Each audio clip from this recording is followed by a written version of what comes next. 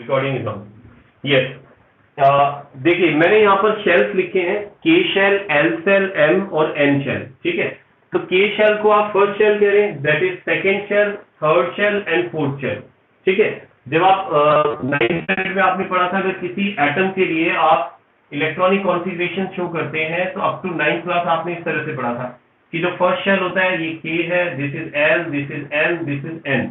Okay, तो अब हमें क्या करना है, ये देखना है कि जो मेटल्स होते हैं उनका इलेक्ट्रॉनिक कॉन्फ़िगरेशन में वैलेंस शेल, जो आउटर मोस्ट शेल है, उसमें कितने मेटल्स होते हैं। तो मैं कुछ एग्जांपल ले रहा हूँ, such as sodium.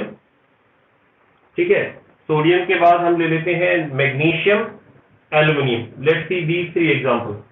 In case of sodium, we know that sodium, magnesium and aluminum all have 2 electron in first shell. इनके K shell में 2 electrons होते हैं। ठीक है, इन second shell अगर हम बात करें तो second shell में they all have 8 electrons because their atomic number is different, so their electron in valence shell will be different. जैसे इसका एटॉमिक नंबर 11 है, इसका 12 है और एल्यूमिनियम में 13 है।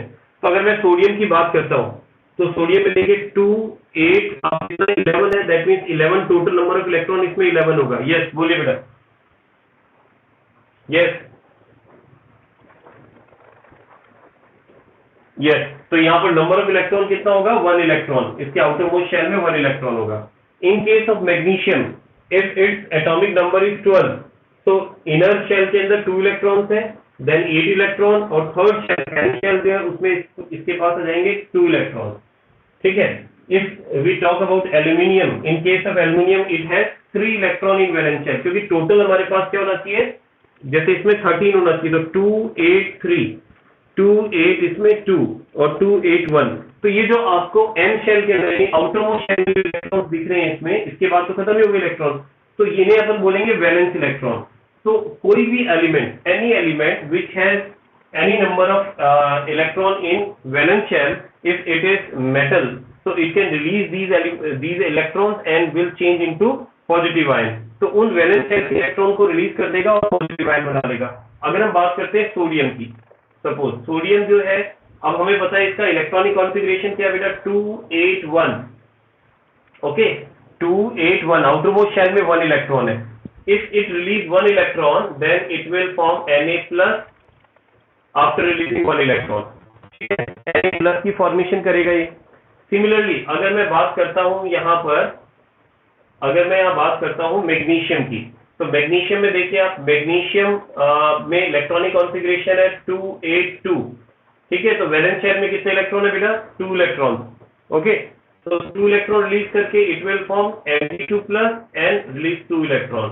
Similarly aluminium, in case of aluminium 2, 8, 3, and it has 3 electron in outermost shell or valence shell, so it can release 3 electrons. तो aluminium 3 electrons को रिलीज करके और Al3+ आयन बनाएगा। तो इन सभी एलिमेंट्स के अंदर आपने एक खास बात देखी है कि all the elements have tendency to release valence shell electron to form positive ion. इन सभी एलिमेंट में वैलेंस शेल के इलेक्ट्रॉन को रिलीज करके पॉजिटिव आयन बनाने की टेंडेंसी है। तो ऐसे एलिमेंट जिनमें ये टेंडेंसी होती है उन्हें हम मेटल्स कहते हैं। ठीक है, तो अब इससे मैं इस मेटल की डेफिनेशन देखो जनरेट कर सकता हूं कि मेटल को अगर मैं डिफाइन करूं तो मेटल को कैसे डिफाइन करूंगा। लेट्स सी, तो मेटल्स के लिए हम कह सकते हैं कि एलिमेंट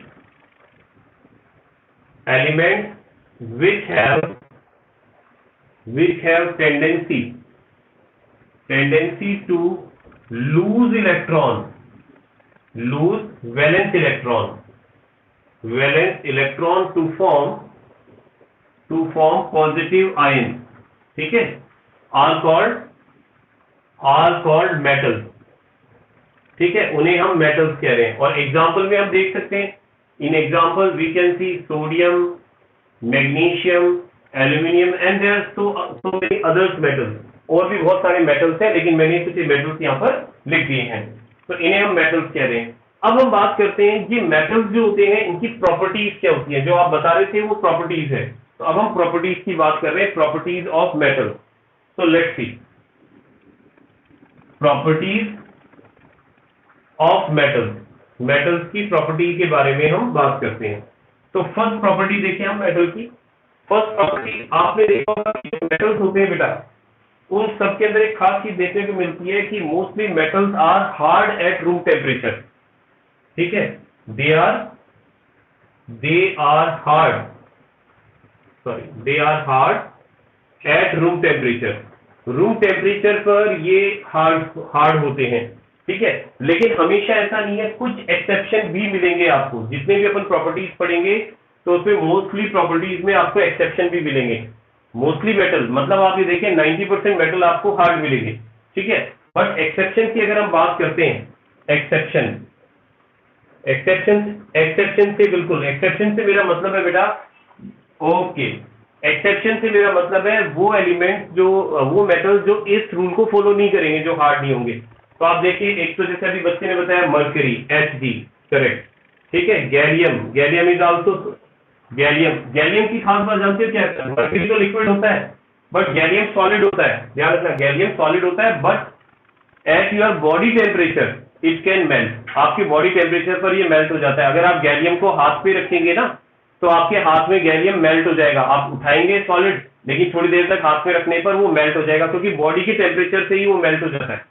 ठीक है ना, तो इसलिए अपन उसको भी कह सकते हैं कि वो हार्ड नहीं है। इसके अलावा और सॉफ्ट मेटल आपको मिलते हैं, देखो सोडियम, ठीक है, सोडियम है, पोटेशियम है, लिथियम है। तो ये ऐसे एलिमेंट्स हैं जो आपको मतलब या तो लिक्विड मिलेंगे या फिर सॉफ्ट मिलेंगे, हार्ड नहीं है। तो पहली प्रॉपर्टी अपन ने बता दी और उसका एक्सेप्शन भी बता दिया। बाकी जो एलिमेंट्स है वो मोस्टली अपन को, बाकी जो मेटल्स है, rest of the metals will be hard, वो हार्ड होंगे। नेक्स्ट प्रॉपर्टी की बात करते हैं, let's talk about property number 2।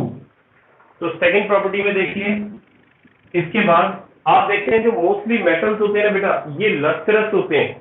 ठीक है, they are lustrous and can be polished.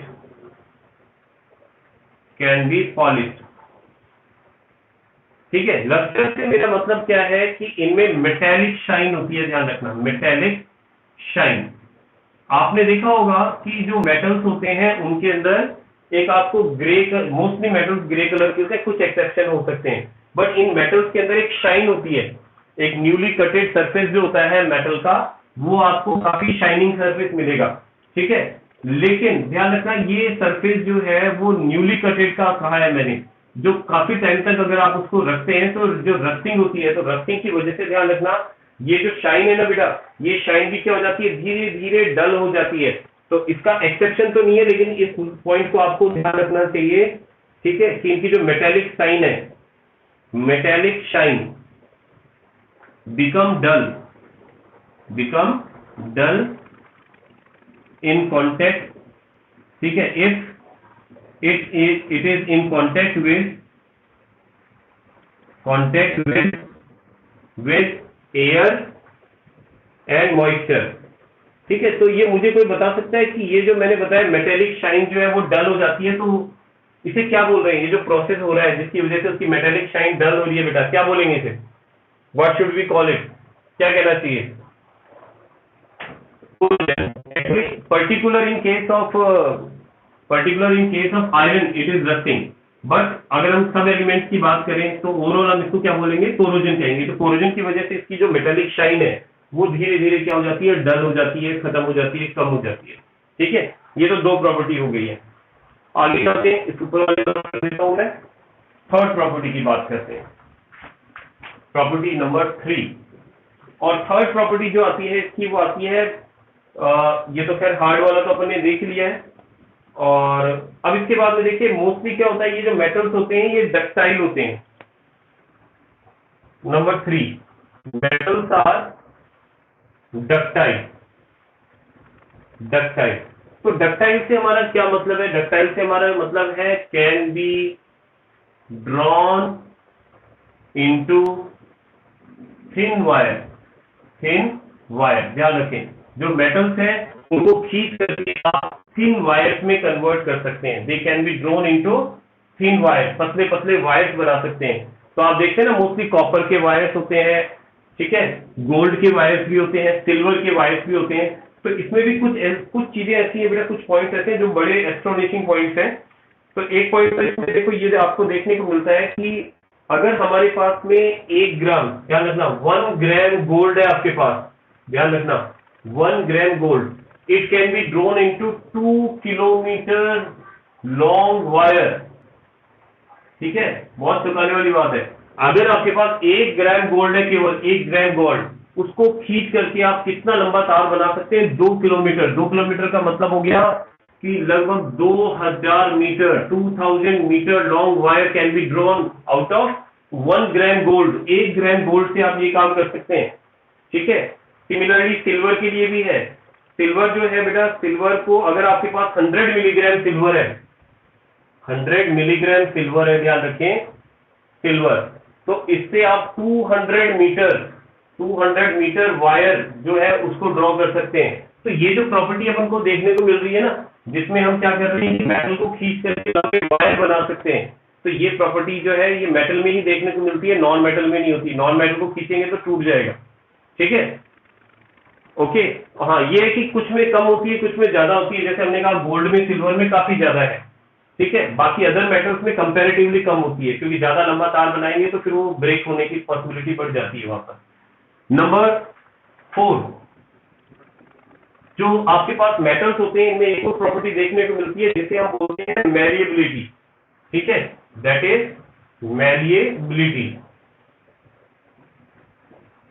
Malleability का मतलब क्या होता है कि जो मेटल होते हैं उनको आप you can change it into a thin sheet bye beating, constantly beating. बिल्कुल, आप उसको लगातार पीट करके पतली शीट में कन्वर्ट कर सकते हैं। ठीक है ना, तो इसका मतलब है मेटल्स जो है, metals can be beaten into thin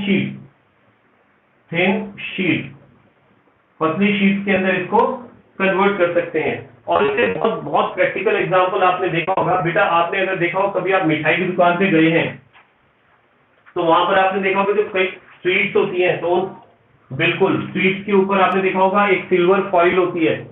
ठीक है, वो सिल्वर फॉइल जो होती है वो कैसे बनाई जाती है? जो सिल्वर होता है उसको खूब बीट किया जाता है, उसको लगातार पीटा जाता है। पीटने से धीरे धीरे वो क्या होता है, फैलता जाता है, पतली लीव्स की तरह कन्वर्ट हो जाता है। तो ये प्रॉपर्टी आपको मेटल में ही देखने को मिलती है, क्योंकि अगर आप नॉन मेटल को बीट करेंगे ना इस तरह से, तो वो तो ब्रिटल होते हैं, वो तो क्या होंगे, बिखर जाएंगे, टूट जाएंगे, टुकड़ों में कन्वर्ट हो जाएंगे। लेकिन मेटल में ऐसा नहीं होता, it can be change into thin sheet. इनको थिन शीट के अंदर चेंज किया जा सकता है, और इसकी ये प्रॉपर्टी इतनी ज्यादा होती है। एक बार ये कंप्लीट कर दो बेटा, है ना। तो गोल्ड की अगर अपन बात करें, गोल्ड जो होता है, गोल्ड, तो गोल्ड में आप देखें, गोल्ड को आप कन्वर्ट कर सकते हैं। Gold can be change into 0.0003, एक सेकंड, 1 2 3 4 टाइम 0 हो गया, 0 मिलीमीटर। ठीक है ना, इतने थिन शीट्स के अंदर आप इसको कन्वर्ट कर सकते हो कि आपके पास अगर एक गोल्ड फॉइल है तो गोल्ड फॉइल को पीट करके, तो मिलीमीटर बहुत कम होता है बेटा, ध्यान रखना। तो इतने पतली शीट के अंदर आप इसको क्या कर सकते हो, कन्वर्ट कर सकते हो। हाँ बोलिए, क्या कह रहे थे, बोलिए बेटा। यस, कुछ पूछना चाह रहे थे? हाँ बोलिए बेटा।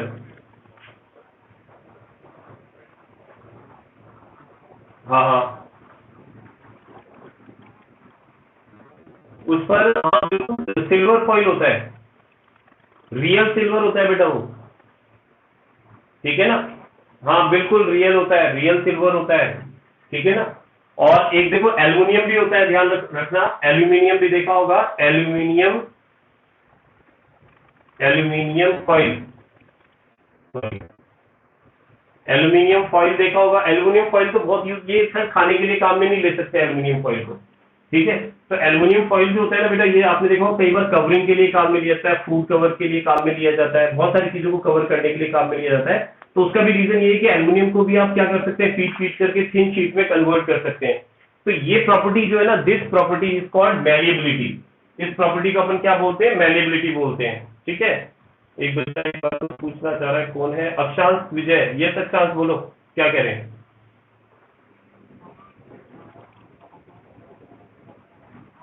बिल्कुल, जीरो बेटा, जीरो नहीं हुआ, बहुत कम हो गया, जीरो तो नहीं हुआ वो एक्चुअली। आगे आपको, अच्छा 2 नहीं लगाया, सॉरी, 2 भी है यहाँ पर, है ना, थैंक यू। तो यहाँ पर 2 भी आएगा बेटा, 4 टाइम्स 0 है, पॉइंट के बाद में फिर 2 है, ठीक है। तो इतना पतला, इतनी पतली शीट के अंदर आप इसको कन्वर्ट कर सकते हैं, बहुत थिन शीट है ये। आपको ध्यान होगा आपने 9th स्टैंडर्ड के अंदर एक वो पढ़ा था रदरफोर्ड मॉडल, ध्यान है बेटा, 9th स्टैंडर्ड में रदरफोर्ड के बारे में थोड़ा बहुत पढ़ा होगा आपने। तो उसमें आपने पढ़ा था रदरफोर्ड ने जो अपना एक्सपेरिमेंट किया था उसमें कौन सी फॉइल काम में ली थी बताएं? Gold foil. अब गोल्ड फॉइल ही, हाँ बिल्कुल, गोल्ड फॉइल ही क्यों काम में ली? क्योंकि गोल्ड फॉइल जो है गोल्ड को थिन शीट में बहुत पतले, वो तो बहुत पतली थी, वो तो 1 नैनोमीटर की इक्वल थी। 1 नैनोमीटर तो बहुत पतला होता है। 1 नैनोमीटर जो होता है ना, अगर हम 1 नैनोमीटर की बात करें तो it is equal to 10⁻⁹ metre. तो आप ये मान सकते हैं 1 मीटर के आगे आप इस तरह से 90 अपॉन में 90 लगा दें आप, इतना मीटर, इतना मीटर मतलब 1 मीटर का इतना पार्ट कर लो आप, इतना, इतनी पतली फॉइल को कन्वर्ट किया था उन्होंने। उसके अंदर ये मान के चलो इतनी उसकी विड्थ थी कि उसमें 2-3 एटम्स ही होंगे उसकी विड्थ के अंदर, बस इतनी पतली विड्थ थी उसकी, ठीक है। खैर अपन उसमें अभी डीप नहीं जाएंगे, लेकिन अभी हमारा जो टारगेट है वो है मैलिएबिलिटी। तो मैलिएबिलिटी आई थिंक क्लियर है अपन को कि मैलिएबिलिटी क्या होता है, और ये आपको मेटल्स में देखने को मिलेगी, नॉन मेटल में देखने को नहीं मिलेगी।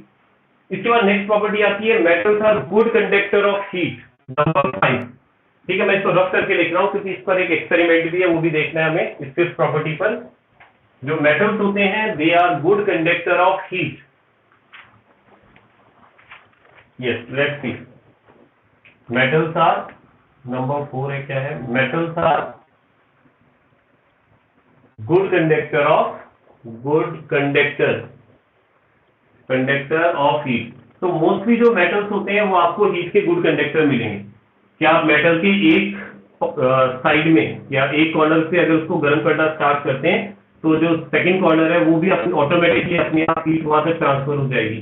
तो हीट जो है उसका कंडक्शन हो रहा है मेटल के अंदर, मेटल वायर में या मेटल जो भी आपके पास, उसमें उसका हीट का कंडक्शन होता है, एक पार्ट से दूसरे पार्ट की तरफ वो फ्लो करती है हीट।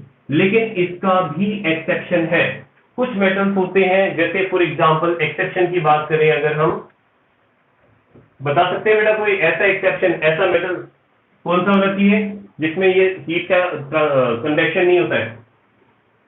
लेड, बिल्कुल, पीबी, लेड एंड मर्क्यूरी, ठीक है ना, इनके अंदर हीट का कंडक्शन नहीं होता है बेटा। अगर इनके एक पार्ट को आप हीट करना स्टार्ट करेंगे तो उसके जो दूसरा टर्मिनेटिंग पॉइंट होगा वहां तक हीट नहीं पहुंच पाती है, तो हीट का कंडक्शन नहीं करते हैं। बाकी मेटल्स जो है, बाकी मेटल्स के अंदर आपको हीट का कंडक्शन देखने को मिलेगा। अब इसमें एक रिलेटेड क्वेश्चन आता है, साथ ही ले लेते हैं अपन रिलेटेड क्वेश्चन। और ये क्वेश्चन इस तरह से आता है कि आप एक्सपेरिमेंट के थ्रू शो करें, ठीक है। ये क्वेश्चन ऐसे आ जाए कि show that metals are good conductor of heat. आपको एक्सपेरिमेंट के थ्रू ये शो करना है कि मेटल्स जो होते हैं वो हीट के गुड कंडक्टर होते हैं। तो आप क्या करते हैं, देखिए एक सिंपल सा स्टैंड बना देते हैं, इस स्टैंड के नीचे एक बेस लगा देते हैं, ठीक है। और इस स्टैंड के ऊपर एक हम क्या करते हैं, यहाँ पर एक वायर ले लेते हैं, मेटल वायर ले लिया मैंने, दिस इज मेटल वायर, ठीक है। और इसको एक क्लैंप की हेल्प से हमने यहाँ पर फिक्स कर दिया है, एक क्लैंप की हेल्प से इसको फिक्स कर दिया है, ये स्टैंड है, ठीक है। अब इसके हम क्या कर रहे हैं कि देखो यहाँ पर इस टर्मिनेटिंग पॉइंट पर, लास्ट कॉर्नर पर एक नेल को यहाँ फिक्स कर देते हैं। नेल का मतलब है कील को लगा देते हैं आप यहाँ, ठीक है। तो ये हमने एक नेल लगा दिया है, नेल फिक्स्ड विद वैक्स, इसको वैक्स से फिक्स कर दिया है, वैक्स मतलब मोम लगा दिया आपने यहाँ पर और इसको फिक्स कर दिया है। अब आप क्या करेंगे, सिंपल सा एक्सपेरिमेंट करेंगे। आप यहाँ पर एक बर्नर को लगा दें, ये मैंने एक बर्नर बना दिया है, सुंदर सा बर्नर बना दिया है, और इस बर्नर के अंदर मैंने यहाँ पर क्या किया, इसको फायर स्टार्ट कर दिया है यहाँ पर। तो आप इसको जब हीट करना स्टार्ट करेंगे तो नेचुरल है कि ये वाला पार्ट जो है, this part of wire will start heating, ठीक है, ये हीट होना स्टार्ट हो गया। अब हमने कहा कि मेटल अगर गुड कंडक्टर ऑफ हीट है, so then heat should conduct from one part to other part. तो हीट जो है वो कंडक्ट होनी चाहिए। तो अगर यहां से गर्म हो रहा है लेकिन ये हीट, यहां से हीट का कंडक्शन हो रहा है आगे की तरफ, ठीक है। तो ये वाला जो पार्ट है, ये वाला पार्ट भी क्या हो जाएगा, गेट हॉट ना, ये गर्म हो जाएगा। और जैसे ये हीट मतलब गर्म होगा तो हमें पता है क्या होने वाला है, क्योंकि हमने इसको वैक्स से फिक्स किया है। ठीक है, तो जैसे ये हीट यहाँ पर हॉट हो जाएगा तो वैसे ही वैक्स जो है वो मेल्ट होना स्टार्ट हो जाएगा, और ये जो नेल है इट विल ड्रॉप डाउन। तो ये नेल जो है वो क्या होगी, नीचे गिर जाएगी। इस तरह से नेल जो है इट विल ड्रॉप डाउन, नीचे गिर जाएगी। तो ये क्या प्रूव कर रहा है, ये प्रूव कर रहा है कि हमने एक वायर के एक पार्ट को हीट किया, ठीक है, और हीट कंडक्ट होकर के और वायर के दूसरे पार्ट तक पहुंच गई है। तो this shows that metals are good conductor of heat, कि मेटल जो है वो they are good conductor of heat, ये हीट के अच्छे कंडक्टर होते हैं। ठीक है ना, तो ये इससे बेस एक क्वेश्चन आ सकता है बेटा 2 मार्क्स के लिए, अगर ये पूछा जाए कि इसको प्रूव करें कि metals are good conductor, you can easily prove it. इसको बहुत आसानी से आप क्या कर सकते हैं, प्रूव कर सकते हैं। ठीक है, नेक्स्ट देखते हैं प्रॉपर्टी, इस पर आप कर रहा हूं मैं।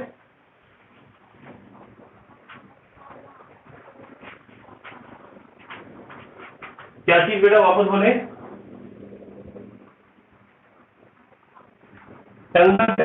बेटा पर्टिकुलर हर मेटल का वो लर्न करना इजी नहीं है, और उसका डाटा आपको लर्न भी नहीं करना। ठीक है, लेकिन आप ये मान के चलें कि सबकी अपनी अपनी एबिलिटी है। ठीक है, जो डक्टाइलिटी है आयरन की अलग है, कॉपर की अलग है, गोल्ड की अलग है, तो इसकी तो एक अपन अगर बनाए तो बहुत लंबी लिस्ट बन जाएगी, और सबकी स्ट्रेंथ जो है वो हीट के साथ उसको साथ में लिखी हुई मिलेगी, तो अपन को वो चीज लर्न नहीं करनी है। हाँ, हमें ये जरूर ध्यान रखना है कि किसकी सबसे ज्यादा है डक्टाइलिटी, ये हम देख चुके हैं, जैसे हमने कहा गोल्ड की सबसे ज्यादा है, बाकी कुछ की कंपेरेबल है, तो वो अभी अभी 10th के स्टैंडर्ड के अंदर वो चीज हमको देखने की जरूरत नहीं है। ठीक है, अभी आपको जो समझना है वो ये है कि डक्टाइलिटी क्या चीज है। ठीक है, मोस्ट डक्टाइल मेटल कौन सा है जो आपको पता होना चाहिए। ठीक है, तो ये चीज ध्यान रखिए बेटा। तो टंगस्टन में भी डक्टाइलिटी है, क्योंकि टंगस्टन नेचुरल है, ये भी मेटल है, और टंगस्टन का तो आप देखते हैं कि जो बल्ब वगैरह है इनके अंदर आप क्या बनाते हैं, बल्ब में जो फिलामेंट्स होते हैं वो भी टंगस्टन के बनते हैं। ठीक है, चलिए अभी इससे आ रहे हैं अपन वैसे। ओके, अब इसके बाद में देखिए नेक्स्ट अपन बात करते हैं, ये तो हो गई डक्टाइलिटी की बात। अब सॉरी गुड कंडक्टर की बात कर ली अपन ने ना। अब इसके बाद आगे चलें तो हम बात करते हैं यहाँ मेटल्स के बारे में। Metals are good conductor of electricity, fifth point. ठीक है, metals are good conductor of electricity. ठीक है, मेटल्स जो होते हैं वो इलेक्ट्रिसिटी के गुड कंडक्टर होते हैं। ठीक है, तो अब इसको भी समझ लें हम, इलेक्ट्रिसिटी के गुड कंडक्टर क्यों होते हैं। देखो एक्चुअली होता क्या है, मेटल्स जो होते हैं, ध्यान रखना, उन मेटल्स के अंदर हमारे पास में, जैसे मैंने मान लिए मेटल्स के एटम बना दिए हैं। ठीक है, और इन मेटल्स के अंदर क्या होता है, लूजली बॉन्डेड इलेक्ट्रॉन्स होते हैं, जिनको इजीली ये क्या कर सकते हैं, रिलीज कर सकते हैं। और ये इलेक्ट्रॉन जब आगे की तरफ मूव करते हैं तो पूरे मेटल वायर के अंदर इन इलेक्ट्रॉन्स के मूव करने की वजह से, इनमें इलेक्ट्रिसिटी का कंडक्शन देखने को मिलता है, इसलिए इलेक्ट्रिसिटी का कंडक्शन करते हैं। लेकिन इसके भी एक्सेप्शंस हैं, कुछ मेटल्स ऐसे होते हैं जो इलेक्ट्रिसिटी का कंडक्शन नहीं करते। कौन नहीं करता बेटा,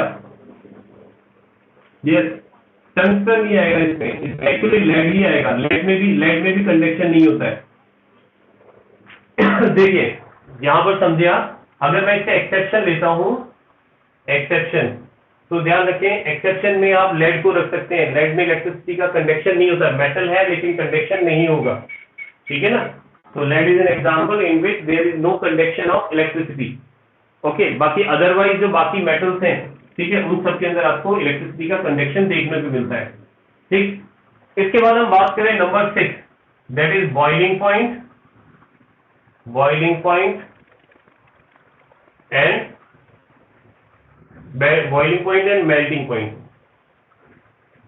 मेल्टिंग पॉइंट। ठीक है, तो अगर हम बॉइलिंग पॉइंट और मेल्टिंग पॉइंट की बात करते हैं तो जनरली जो मेटल्स होते हैं, जनरली इनके जो मेल्टिंग और बॉइलिंग पॉइंट होते हैं वो कैसे होते हैं बेटा, हाई होते हैं। ठीक है ना, कि उनको आपको मेल्ट करने के लिए या उनको बॉइल करने के लिए बहुत ज्यादा टेम्परेचर देने की जरूरत पड़ेगी। लेकिन हमें पता है कुछ मेटल्स ऐसे होते हैं जिनके मेल्टिंग पॉइंट हाई नहीं होते। जैसे अगर आप बात करें एक्सेप्शन में, तो एक्सेप्शन में वो सारे आ जाएंगे जो सॉफ्ट है। ठीक है, बिल्कुल, इसके अंदर आपके पास मर्करी ऑलरेडी लिक्विड फॉर्म के अंदर है, तो इसका मेल्टिंग पॉइंट तो लो होगा ही।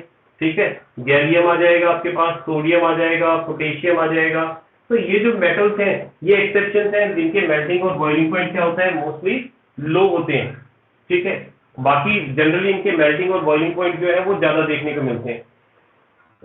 इसमें ध्यान रखें कि सबसे ज्यादा, ठीक है, हाईएस्ट हाईएस्ट बॉइलिंग पॉइंट किसका होता है बेटा, बता सकते हैं? सबसे ज्यादा बॉइलिंग पॉइंट या मेल्टिंग पॉइंट ले लो, बॉइलिंग पॉइंट नहीं, मेल्टिंग पॉइंट लो सर। मेल्टिंग पॉइंट किसका होता है? कोई ऐसा मेटल जिसका आपको मेल्टिंग पॉइंट सबसे ज्यादा मिले, जो कि बहुत हीट होने पर भी मेल्ट नहीं हो। तो आपने सुना होगा टंगस्टन, ठीक है ना। टंगस्टन का जो मेल्टिंग पॉइंट होता है वो सबसे ज्यादा होता है, ध्यान रखें। तो टंगस्टन जो होता है, टंगस्टन, ठीक है, इसका मेल्टिंग पॉइंट क्या होता है? सबसे हाई होता है। और यही रीजन है इसका यूज किसके लिए किया जाता है? बिल्कुल, it is used as filament in bulb, ठीक है। जो इलेक्ट्रिक बल्ब होते हैं ना बेटा, इलेक्ट्रिक बल्ब अपन देखते हैं, तो इलेक्ट्रिक बल्ब के अंदर आपने देखा होगा, जैसे ये इलेक्ट्रिक बल्ब है, तो इस इलेक्ट्रिक बल्ब के अंदर आप देखते हैं इस तरह से एक फिलामेंट लगा हुआ रहता है। यहाँ पर एक फिलामेंट लगा हुआ रहता है। तो ये जो फिलामेंट है, ये फिलामेंट टंगस्टन का बना होता है।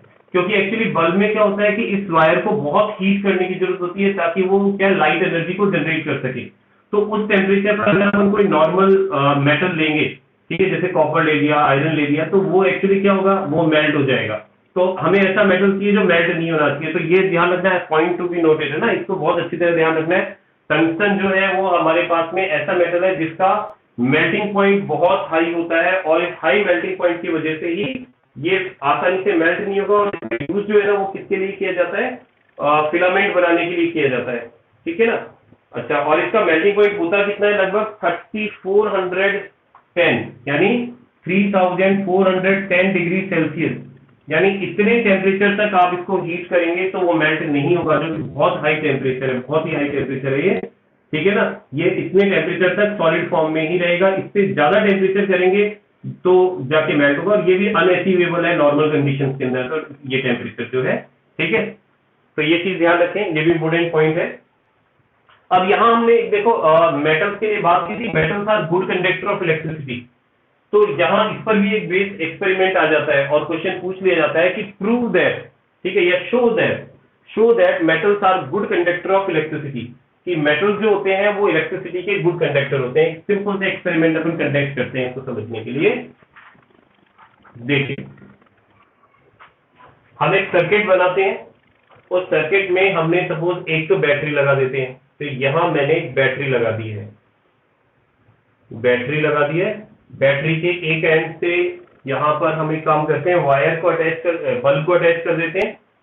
तो यहां मैं एक बल्ब लगा देता हूं, यहां मैंने एक इलेक्ट्रिक बल्ब लगा दिया है, ठीक है। और फिर थोड़ा सा और आगे चलें तो हम इसमें यहां पर 2 पॉइंट लगा देते हैं, सर्किट को यहां डिस्कनेक्ट कर दिया है मैंने। और आगे फिर एक हमें स्विच की और जरूरत पड़ेगी, एक स्विच लगा देते हैं ऑन ऑफ करने के लिए। तो ये हमने यहाँ पर स्विच लगा दिया, ठीक है। अब देखिए, अगर मैं स्विच को ऑन करता हूं और यहाँ से सर्किट कंप्लीट हो जाता है तो बल्ब ग्लो करने लगेगा। तो अब हम यहाँ पर क्या कर रहे हैं कि ये जो मैंने जो पॉइंट बनाए दो, ए एंड बी, इन 2 पॉइंट के बीच में मैं एक मेटल की प्लेट लगा देता हूं, ठीक है। ये मैंने एक मेटल प्लेट लगा दी है, मेटल प्लेट। तो मुझे ये चेक करना है कि ये मेटल जो है वो इलेक्ट्रिसिटी का कंडक्टर है या नहीं है। तो हम यहाँ देखेंगे कि जैसे ही हम यहाँ प्लेट लगाएंगे और स्विच को ऑन करेंगे, जैसे ही स्विच को ऑन करेंगे तो ये कॉन्टेक्ट में आ जाएंगे, ठीक है। तो जैसे स्विच को ऑन करेंगे सर्किट कंप्लीट हो जाएगा। सर्किट कंप्लीट होते ही बल्ब क्या होगा, जो ये बल्ब लगा हुआ है, बल्ब ग्लो करना स्टार्ट कर देगा, ठीक है। और अगर आप यहाँ पर मेटल को हटा के कोई दूसरा नॉन मेटल लगाते हैं तो बल्ब ग्लो नहीं करेगा। तो ये क्या प्रूव करेगा कि मेटल जो है they are conductor of electricity, क्योंकि मेटल लगाने के बाद ही इसमें इलेक्ट्रिसिटी का कंडक्शन हुआ और बल्ब का ग्लो होना स्टार्ट हो गया। और अगर आप इस मेटल को हटा के फिर कोई दूसरा नॉन मेटल लगाते हैं तो देखेंगे बल्ब ग्लो नहीं होगा, तो यानी करंट पास नहीं हो रहा है।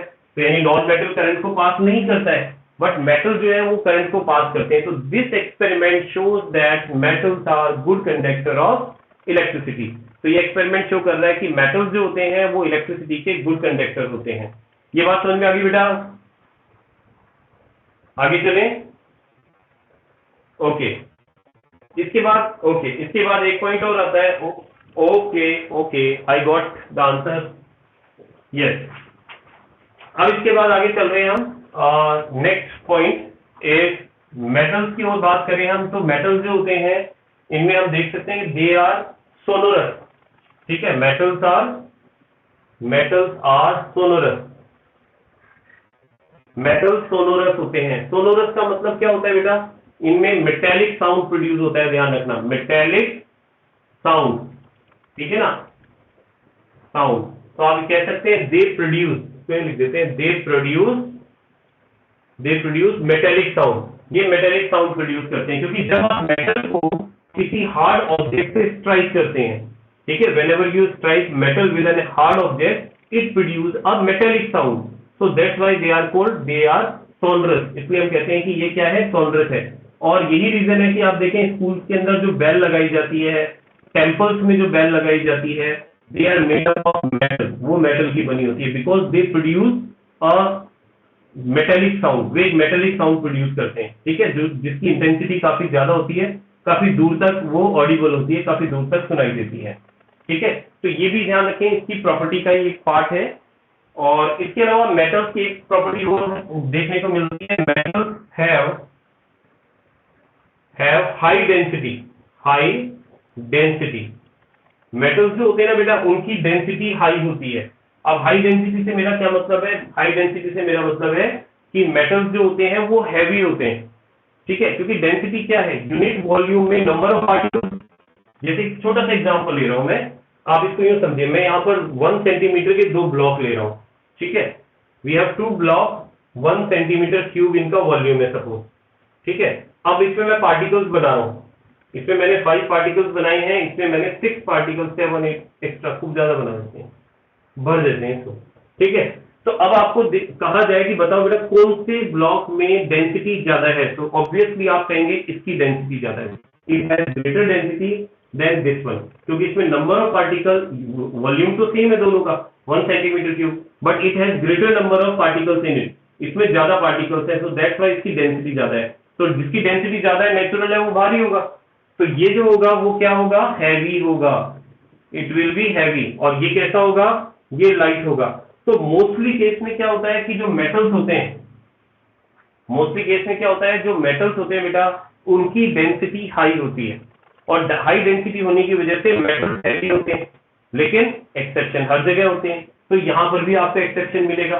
तो अगर अपन यहाँ एक्सेप्शन की बात करें कि आप बता सकते हैं एक्सेप्शन, बिल्कुल एक्सेप्शन है, मतलब लाइट वेट एलिमेंट। आप देखो एल्यूमिनियम, ठीक है, एल्यूमिनियम भी है, पोटेशियम भी है, सही है, सोडियम भी है।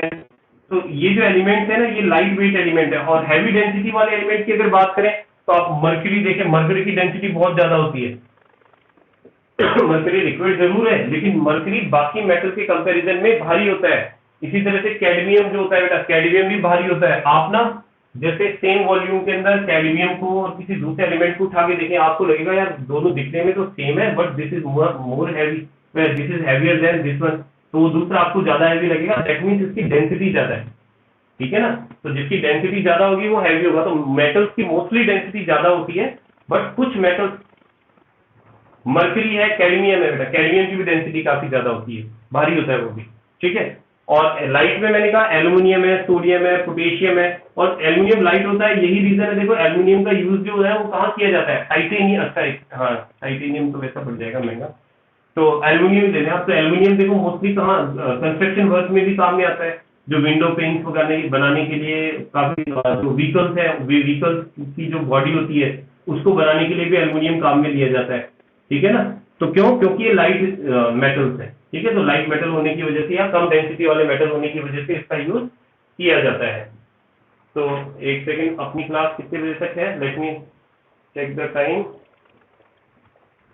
12:05 नहीं, 11:05। ओके, ठीक है, तो आज का तो टाइम लगभग हो गया। तो बेटा ये समझ में आ गया आपको मेटल? ठीक है, तो ये ओके, कोई दिक्कत नहीं है। हाँ, क्या कह रहे बेटा? एक बच्चा कुछ पूछ रहा था।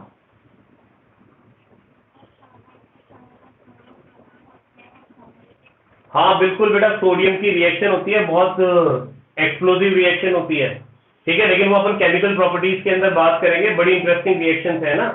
और वैसे मैंने आपको पहले भी कहा था कि वो रिएक्शन, वैसे तो मैं अपलोड कर दूंगा, वीडियो आपको मिल जाएगा, और ये वीडियो भी मैं आपका जो ऐप है उस ऐप के अंदर मैं इसको अपलोड कर दूंगा, इसका लिंक सेंड कर दूंगा। तो उसमें जैसे बाई चांस जब भी आपको टाइम मिले तो इसको आप वापस से रिव्यू कर सकते हैं, वापस से देख सकते हैं, ठीक है। एक बार लेफ्ट मत करना।